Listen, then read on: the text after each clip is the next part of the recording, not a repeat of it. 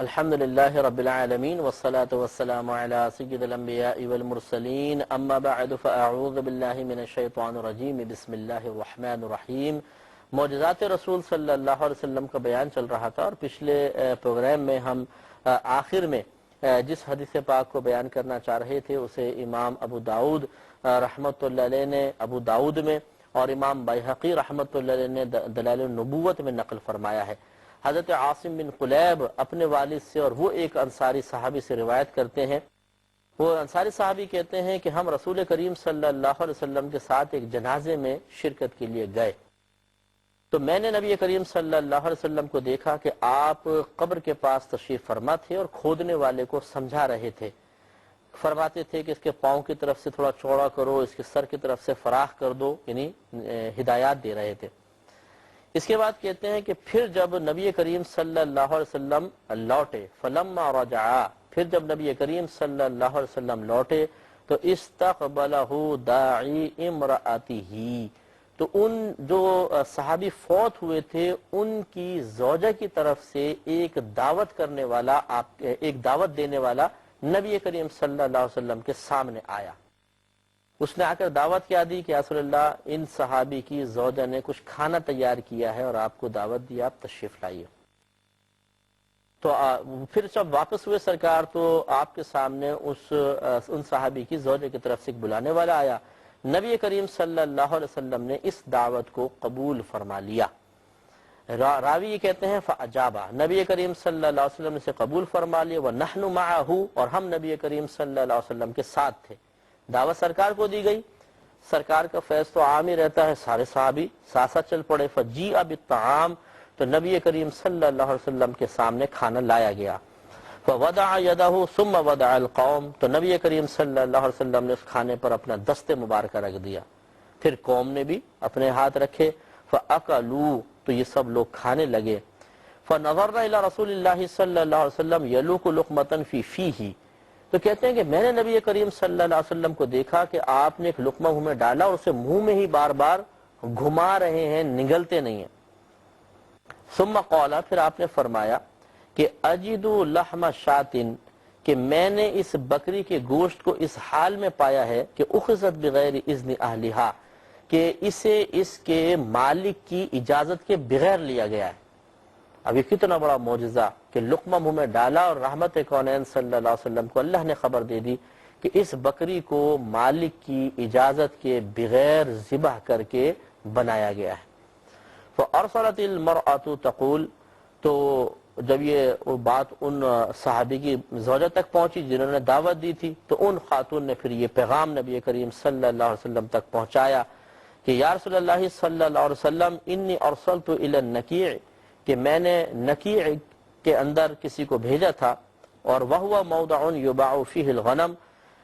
اور وہ ایسی جگہ تھی، نکیع ایک ایسے مقام کا نام تھا کہ جہاں پر بکریاں فروخت ہوتی تھیں، اور بھیجا کیوں تھا؟ لیشتری شاطن، تاکہ میں نے ایک آدمی کو بھیجا تاکہ وہ بکری خرید کر لائے اور میں آپ لوگوں کی دعوت کروں۔ فلم توجد، اس نے وہاں پر بکری کو نہ پایا، ختم ہو گئی ہوں گی یا منڈی ختم ہو گئی۔ فارسلت الی جار لی، تو میں نے اپنی میرے جو پڑوسی تھا، میرے شوہر کے دوست تھے یا کوئی بھی تھے پڑوسی، ان کے پاس ایک آدمی کو بھیجا، قد اشترى شاطن، تاکہ ان سے بکری خرید لی جائے۔ ایوصل بها الی بثمنها، تو میں نے ایک بھیجا تاکہ وہ مجھے بکری میری طرف بھیج دیں اور میں ان کو پیسے بھیج دوں۔ فلم یوجد، تو ان کے پاس بھی کوئی ایسی بکری نہیں تھی جو بیچنے والی ہو، تو وہ بھی نہیں ملی۔ فارسلت الی امرأتہ، تو پھر میں نے اس کی زوجہ کی طرف ایک پیغام بھیجا، ان پڑوسی کی۔ فارسلت الی بہا، تو ان کی زوجہ نے شوہر کی اجازت کے بغیر اس بکری کو میرے پاس بھیج دیا۔ فقال رسول اللہ صلی اللہ علیہ وسلم، تو نبی کریم صلی اللہ علیہ وسلم نے ارشاد فرمایا کہ اطعمی ھذا الطعام الاسرى، کہ تم اس کھانے کو قیدیوں کو کھلا دو۔ نبی کریم صلی اللہ علیہ وسلم نے پسند نہ فرمایا اس کھانے کو کھانا۔ تو آپ تھوڑا سا غور فرمائیے، عربی متن میں نے خاص طور پہ اس لیے عرض کیا کہ ذرا تھوڑا سا اس میں ایک بہت اہم بات ہے، اس کی طرف اشارہ کرنا مقصود تھا کہ ایک پہلی بات تو یہ کہ نبی کریم صلی اللہ علیہ وسلم خود قبرستان تشریف لے گئے اور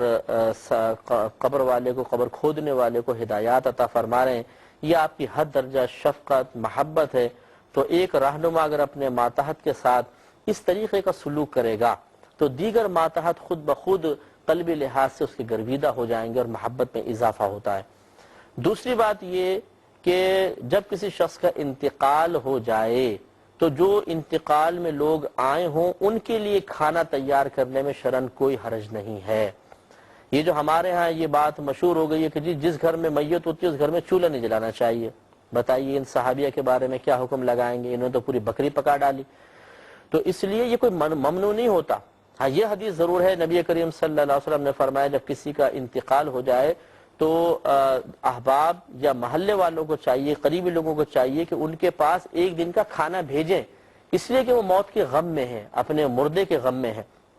تو یہ الگ بات ہے کہ چونکہ غم میں ہو سکتا ہے کھانا وغیرہ پکانے کی فکر نہ کریں اور بھوکے رہ جائیں تو تم کھانا بھیج دو، صرف وہ بھی پہلے دن کے بارے میں بیان فرمایا، لیکن یہ تو بیان نہیں فرمایا کہ ان کے لیے کھانا پکانا بھی ناجائز ہے۔ تو ایک تو یہ فرسودہ خیال ذہن سے نکالنا چاہیے، غلط خیال نکالنا چاہیے کہ جس گھر میں کسی کا انتقال ہو جائے تو وہاں پر کھانا ہی نہیں پکے گا۔ دوسری بات یہ کہ اگر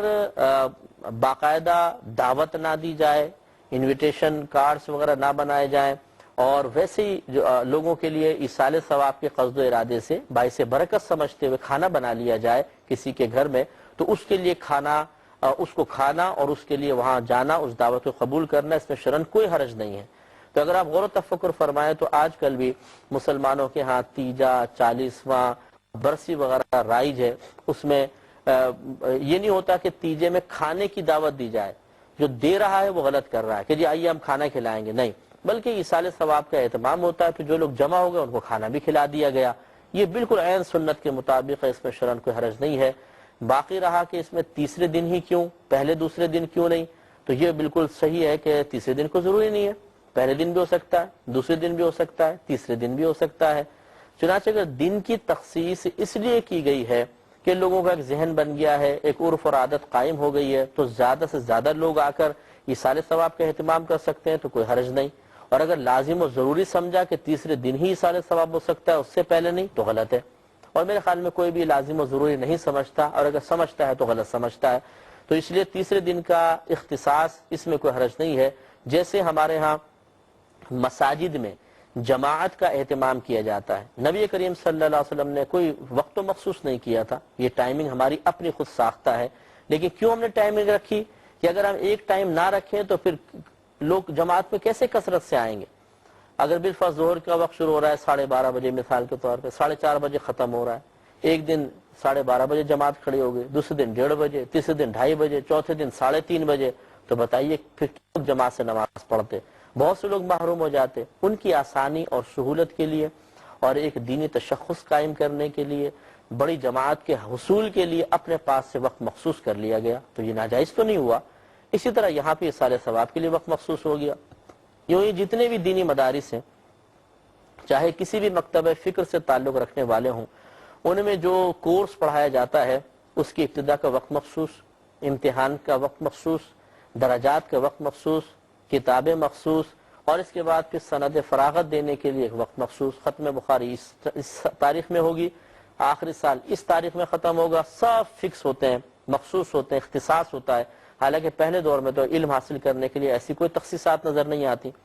تو اب یقینی سی بات ہے کہ اگر ہم یہ کہیں یا آپ ایسا کیوں کر رہے ہیں تو کرنے والا یہی کہے گا کہ لوگوں کی آسانی کے لیے، ایک نظام بنانے کے لیے، ہم اس کو لازم و ضروری تو نہیں سمجھتے۔ اسی طریقے سے ایصال ثواب کے اہتمام کے لیے اگر دن خاص کر لیا جائے لیکن اس کو لازم و ضروری نہ سمجھا جائے تو اس میں شرعاً کوئی حرج نہیں، اور اس سے کھانے کا ثبوت بھی ہوا کہ میت کے کسی کے انتقال کے بعد لوگوں کو جمع کر کے کھانا کھلانا، اس میں شرعاً کوئی حرج نہیں ہے۔